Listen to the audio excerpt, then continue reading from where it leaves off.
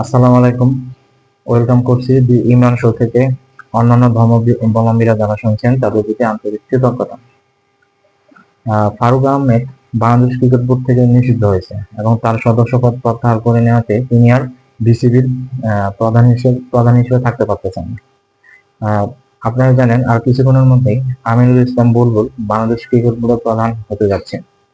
ফারুক আহমেদ গতকাল রাত্রে কিছু অনলাইন পোর্টাল এবং অনলাইন নিউজের মধ্যে তার বিরুদ্ধে নালিশ দিয়েছে আইসিসির কাছে।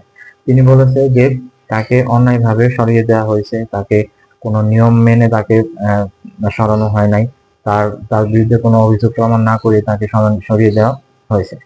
এখন এখন এনওসি এনএসসি জাতীয় ক্রীড়া পরিষদ এনএসসি এত বোকা না যে আইসিসির সাথে কথাবার্তা না বলেই বাংলাদেশ ক্রিকেটের ক্ষতি হবে এরকম কোনো ডিসিশন নেবে।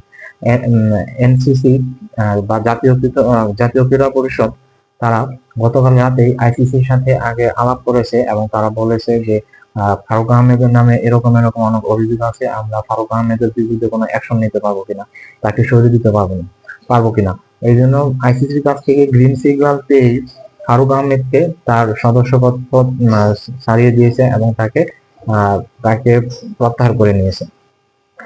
যদিও ফারুক আহমেদ বলেছে যে তাকে তিনি যে আইসিসিকে নালিশ দিয়েছে, 2 দিনের মধ্যে আপনারা এর রেজাল্ট পাবেন। 2 দিনের মধ্যেই হয়তো বাংলাদেশ ক্রিকেটের উপর একটা নিষেধাজ্ঞা আসতে পারে, কোনো চিঠি আসতে পারে।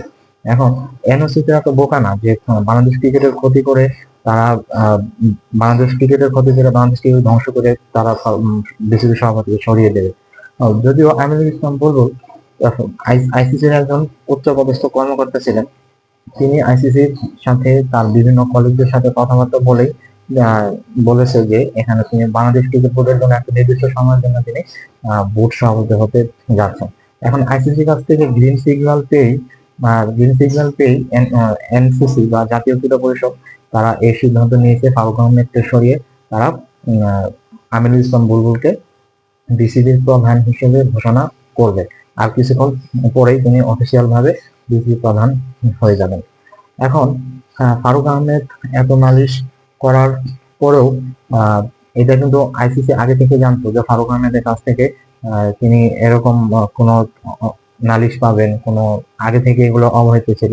আশা করা যায় আইসিসির কাছ থেকে গ্রিন সিগন্যাল বা ভালো খবর পেয়েই তারা ফারুক আহমেদকে সরিয়ে দিয়েছে এবং ফারুক আহমেদের জায়গায় আমিনুল ইসলাম বুলবুলকে বাংলাদেশ ক্রিকেট বোর্ডের প্রধান হিসেবে ঘোষণা করবে।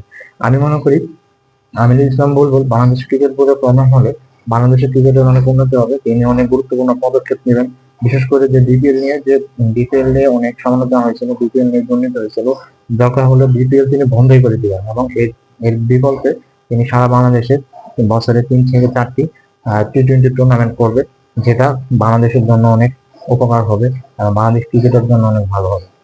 তো বাংলাদেশ ক্রিকেটের আশা করা যায় নিষেধের কোনো চিন্তা নাই, বাংলাদেশ ক্রিকেট এগিয়ে যাবে, সেটাই আমি মনে করি। ধন্যবাদ সবাইকে, ভালো থাকবেন, আল্লাহ হাফেজ।